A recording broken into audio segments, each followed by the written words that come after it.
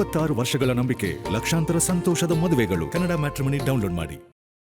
ವಿಶ್ವವಿಖ್ಯಾತ ಮೈಸೂರು ದಸರಾ 2026ರಲ್ಲಿ ಕಂಬಳ ಬೇಡ ಬೇಕು ಅನ್ನೋ ಚರ್ಚೆ ಶುರುವಾಗಿದೆ.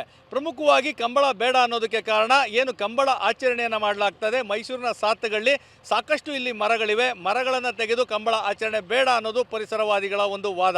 ನಾನೀಗ ಅದೇ ಸ್ಥಳದಲ್ಲಿದ್ದೇನೆ. ನೀವು ನೋಡ್ತಾ ಇರ್ಬೋದು ಈ ಒಂದು ಸ್ಥಳವನ್ನು. ಸುಮಾರು 30 ಎಕರೆ ಭೂ ಪ್ರದೇಶದಲ್ಲಿರುವಂತಹ ಸಾತ್ತುಗಳಿಯ ಈ ಒಂದು ಜಾಗವನ್ನು ಕಂಬಳದ ಆಚರಣೆಗೆ ರಾಜ್ಯ ಸರ್ಕಾರ ಆಯ್ಕೆಯನ್ನು ಮಾಡಿಕೊಂಡಿದೆ. ಹೀಗಾಗಿ ಒಂದು ವೇಳೆ ಇಲ್ಲಿ ಕಂಬಳ ಆಚರಣೆ ಆಗಬೇಕು ಅಂತ ಹೇಳಿದ್ರೆ ಇಲ್ಲಿರುವಂತಹ ಮರಗಳು ಏನು ನೀವು ನೋಡ್ತಾ ಇದ್ದೀರಾ, ಈ ಮರ ಗಿಡಗಳನ್ನೆಲ್ಲ ತೆಗೆದು ಸಮತಟ್ಟಾದಂತಹ ಪ್ರದೇಶವನ್ನು ಮಾಡಬೇಕಾಗ್ತದೆ. ನೀವು ಕಣ್ಣಾಯಿಸಿದಷ್ಟು ದೂರ ಈ ರೀತಿಯಾದಂತಹ ಮರ ಗಿಡಗಳನ್ನೇ ಕಾಣಸಿಗುವಂಥದ್ದು. ಹೀಗಾಗಿ ಪರಿಸರವಾದಿಗಳಿಂದ ತೀವ್ರ ವಿರೋಧ ವ್ಯಕ್ತವಾಗ್ತಾ ಇರುವಂಥದ್ದು ಇದೇ ಕಾರಣಕ್ಕೆ. ಅಂದರೆ ಈಗಿರುವಂತಹ ಮರ ಗಿಡಗಳನ್ನು ತೆಗೆದು ಕಂಬಳ ಆಚರಣೆಯ ಅವಶ್ಯಕತೆ ಏನಿದೆ ಅಂತೇಳಿ ಹೀಗಾಗಿ ಅವರು ಧ್ವನಿ ಎತ್ತಿರುವಂಥದ್ದು. ಸೊ ಮರ ಗಿಡಗಳನ್ನು ಕಡಿಯೋದು ಬೇಡ, ಕಂಬಳ ಆಚರಣೆ ಬೇಕಾದರೆ ಬೇರೆ ಸಂದರ್ಭದಲ್ಲಿ ಬೇರೆ ಕಡೆಗಳಲ್ಲಿ ಮಾಡಲಿ, ಆದರೆ ಈ ರೀತಿಯಾದ ಪರಿಸರಕ್ಕೆ ಧಕ್ಕೆಯನ್ನು ತಂದು ಕಂಬಳ ಆಚರಣೆ ಯಾಕೆ ಬೇಕು ಅನ್ನೋದು ಪರಿಸರವಾದಿಗಳ ಪ್ರಶ್ನೆ. ಯಾಕಂದರೆ ಒಂದು ಕಡೆ BJP ಕಾಂಗ್ರೆಸ್ಸಿಗರ ಮಾತು ರಾಜಕೀಯ ಪ್ರೇರಿತವಾಗಿದ್ದರೆ ತಜ್ಞರ ಅಭಿಪ್ರಾಯಗಳನ್ನು ಸಂಗ್ರಹಿಸಬೇಕಾಗ್ತದೆ. ಯಾಕಂದರೆ ಪರಿಸರವಾದಿಗಳಿಂದ ಈಗ ತೀವ್ರ ವಿರೋಧ ವ್ಯಕ್ತವಾಗಿರುವಂಥದ್ದು.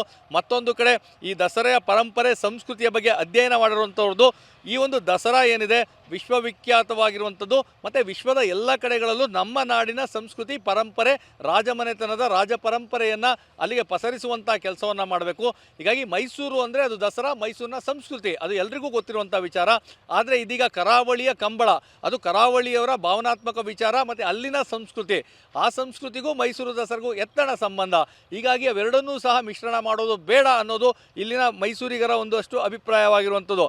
ಆದರೆ ರಾಜ್ಯ ಸರ್ಕಾರ ಈ ಎಲ್ಲ ಅಭಿಪ್ರಾಯಗಳಿಗೆ ಮನ್ನಣೆ ಕೊಡ್ತಾ ಅಥವಾ ಪರಿಸರವಾದಿಗಳ ಈ ಒಂದು ಏನು ಮರಗಳನ್ನು ಹನನ ಮಾಡಲಾಗ್ತದೆ, ಮರಗಳನ್ನು ತೆಗೆಯೋದು ಬೇಡ, ಸೊ ಇವೆಲ್ಲವನ್ನು ಹಾಗೆಯೇ ಉಳಿಸ್ಕೊಳ್ಬೇಕು ಅಂತೇಳಿ ಅಭಿಪ್ರಾಯ ವ್ಯಕ್ತಪಡಿಸ್ತಾ ಇದ್ದಾರೆ. ಅದಕ್ಕೆ ಮನ್ನಣೆ ನೀಡುತ್ತಾ ಇವೆಲ್ಲಕ್ಕೂ ಸಹ ಕಾಲವೇ ಉತ್ತರ ನೀಡಬೇಕಾಗಿದೆ. ಯಾಕಂದರೆ ಈಗಾಗಲೇ ದಸರಾದ ಆಚರಣೆಯ ಸಮಯಗಳನ್ನು ನಿಗದಿ ಮಾಡಲಾಗಿದೆ. ಆಗಸ್ಟ್ 26ರಂದು ಗಜಪಯಣ ಆರಂಭ ಆಗ್ತದೆ. ಕಾಡಿನಿಂದ ನಾಡಿಗೆ ಆನೆಗಳು ಬರ್ತವೆ.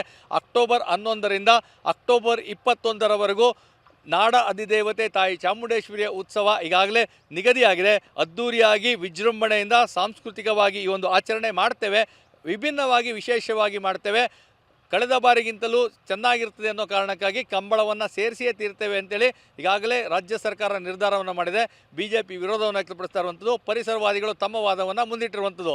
ಈ ಎಲ್ಲ ಚರ್ಚೆಗಳು, ಇವೆಲ್ಲ ವಾದ ವಿವಾದಗಳ ನಡುವೆ 2026ರ ದಸರೆಯಲ್ಲಿ ಕಂಬಳ ಇರುತ್ತಾ ಇಲ್ವಾ ಅನ್ನೋದು ಈಗ ಸಾಕಷ್ಟು ಕುತೂಹಲಕ್ಕೆ ಕಾರಣವಾಗಿರುವಂಥದ್ದು. ಕ್ಯಾಮ್ರಾ ಪರ್ಸನ್ ಜೀವನ್ ಜೊತೆ ರಾಮ್, TV9 ಮೈಸೂರು. 26 ವರ್ಷಗಳ ನಂಬಿಕೆ, ಲಕ್ಷಾಂತರ ಸಂತೋಷದ ಮದುವೆಗಳು. ಕನ್ನಡ ಮ್ಯಾಟ್ರಿಮನಿ ಡೌನ್ಲೋಡ್ ಮಾಡಿ.